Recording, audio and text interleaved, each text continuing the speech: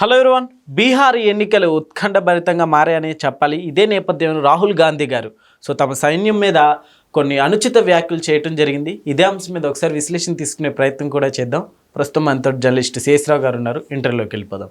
Hello sir. Hello sir, ఇప్పుడు రాహుల్ గాంధీ గారు ఎవరి మీద ఇలాంటి కామెంట్స్ చేశారంటారు? ఆయన చేసినటువంటి కామెంట్లు ఇప్పుడు దేశవ్యాప్తంగా సంచలనం కలిగిస్తున్నాయి. గతంలో కూడా ఈయన చేసినటువంటి వ్యాఖ్యలు న్యాయస్థానం ముట్టికాయలేసింది. ఈయన చేసినటువంటి వ్యాఖ్యలు అభ్యంతరకరం అని చెప్పి. ఏ సందర్భంలో అంటే అరుణాచల్ ప్రదేశ్ వైపుకి చైనా సైన్యం దాదాపుగా 300 చదరపు కిలోమీటర్లో ఏమో చొచ్చుకొని వచ్చాయని చెప్పి ఆయన కామెంట్లు చేశారు.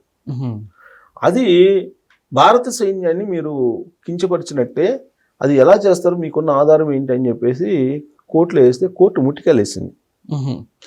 కోర్టు ముట్టికాయలు వేయటంతో పాటు మరోసారి ఇలాంటి వ్యాఖ్యలు చేయొద్దని చెప్పి వార్నింగ్ కూడా ఇచ్చింది. కానీ ఇప్పుడు బీహార్ ఎన్నికల్లో మరొక అభ్యంతరకరమైనటువంటి వ్యాఖ్యలు చేశారు రాహుల్ గాంధీ. ఏంటి ఆయన చేసినటువంటి వ్యాఖ్యలు ఏంటంటే, భారత సైన్యంలో అగ్రవర్ణాల ఆధిపత్యం ఉంది, కేవలం 10% మాత్రమే అగ్రవర్ణాలు ఉన్నటువంటి సైన్యంలో మొత్తం వాళ్ళదే కీలక పాత్ర ఉందని చెప్పి ఆయన సైన్యంలో కూడా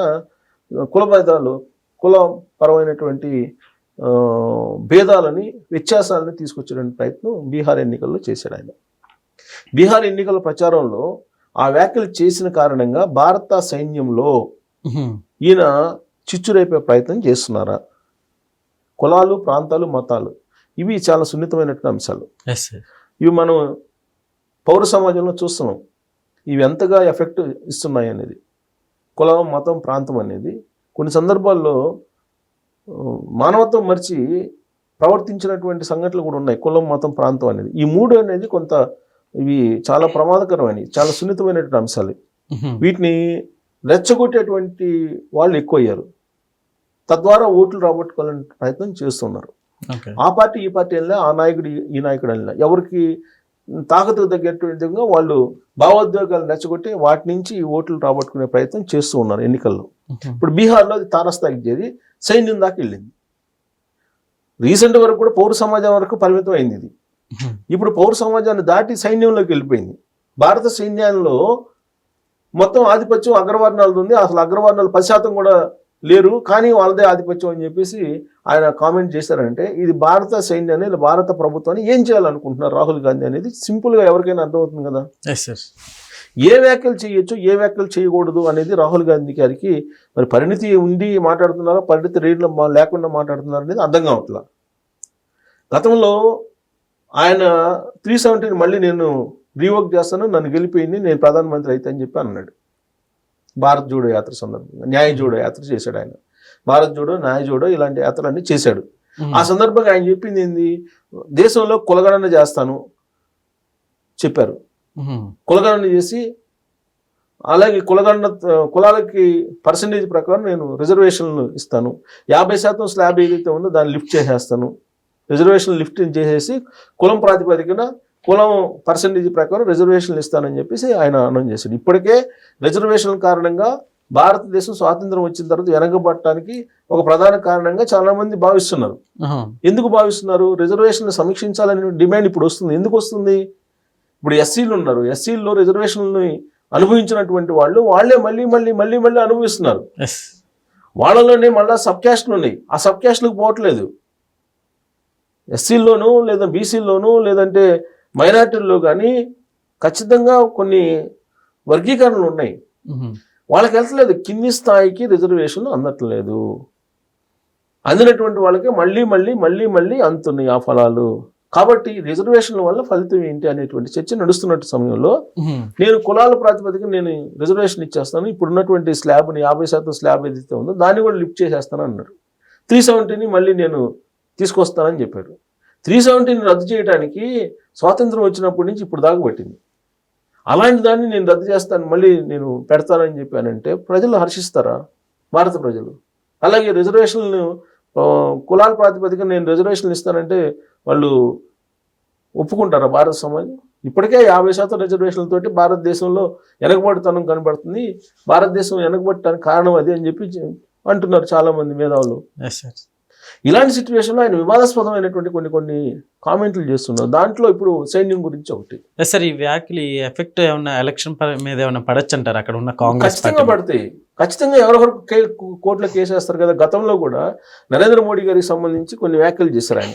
అలహాబాద్ కోర్టు అనుకుంటా, గుజరాత్ సంబంధించిన court, Allahabad court something, Gujarat high court అనుకుంటా, గుజరాత్ హైకోర్టు ఇచ్చినటువంటి తీర్పుతోటి ఆయనకి ఎంపీ పదవి పోయింది కదా.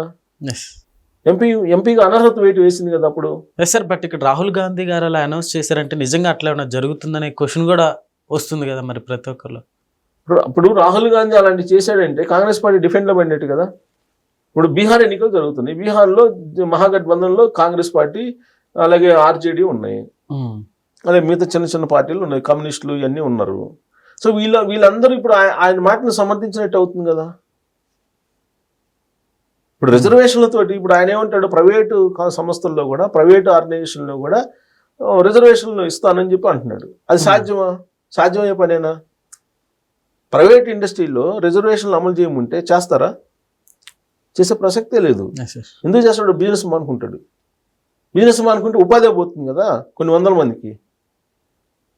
ఇప్పుడు ప్రైవేట్ రంగంలో రిజర్వేషన్లు కల్పిస్తానని చెప్పిన వాళ్ళలో ఎవరు కల్పించారు? కేసీఆర్ గారు ప్రైవేట్ రంగంలో నేను ఉద్యోగాలు కల్పిస్తానని చెప్పారు. ఎవరికి? తెలంగాణకు. ఇక్కడ హైదరాబాద్లో కానీ తెలంగాణలో పెట్టే ప్రతి కంపెనీలో 75% లోకల్ పీపుల్కి ఉద్యోగాలు నేను ఇప్పిస్తానని చెప్పి ప్రామిస్ చేశాడు కేసీఆర్ గారు ఉద్యమ సమయంలో. ఆ తర్వాత కూడా చేశాడు ఎలక్షన్ అప్పుడు. మరి తెలంగాణ ఉద్యోగులు ఎంతమంది ఉన్నారు హైదరాబాద్లో కానీ లేదా తెలంగాణలో కానీ? హైదరాబాద్లో తీసుకుంటే 15 లక్షల మంది దాకా ఉన్నారండి ఐటీ ఎంప్లాయీస్. వీళ్ళల్లో 15% కూడా లేరు తెలంగాణ వాళ్ళు. మిగతా అంతా నాన్ తెలంగాణ పీపులే ఉంది ఐటీ సెక్టార్లో. ఎక్కడెక్కడోళ్ళు నార్త్ వాళ్ళు అందరూ వచ్చి జాబ్ చేసుకుంటున్నారు. అలా కాదు, తెలంగాణలో 75% ఇవ్వాల్సిందని చెప్పి కండిషన్ పెట్టమని చెప్పిన ఒక కంపెనీ ఉంటుందా ఇక్కడ? ఇది తెలుసు కేసీఆర్ గారికి.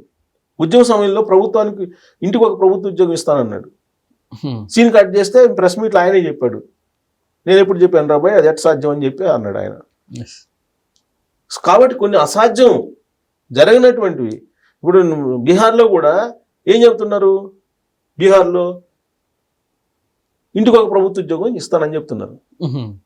అలాగే మహిళలకి ప్రతి ఖాతాలో 30,000 వేస్తామంటున్నారు. ఇప్పుడు రిజర్వేషన్లు కుల ప్రాతిపదికన నేను ఇస్తానని చెప్పి రాహుల్ గాంధీ చెప్తున్నాడు. కులగణన చేయాలని చెప్పి తెలంగాణలో కులగణన చేశారు కదా.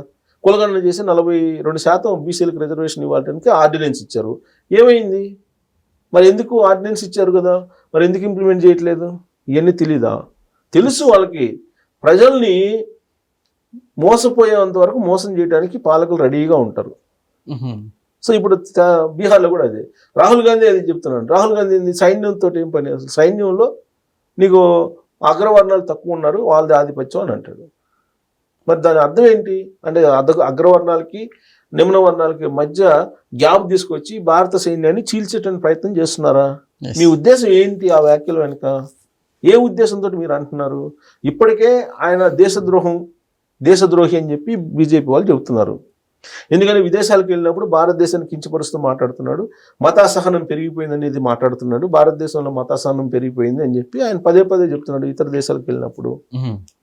మరి ప్రపంచంలో ఏ దేశం అయినా సరే హిందువులు ఉండగలిగేటువంటి పరిస్థితి ఏ దేశంలో ఉంది భద్రతంగా ఉండేటువంటిది?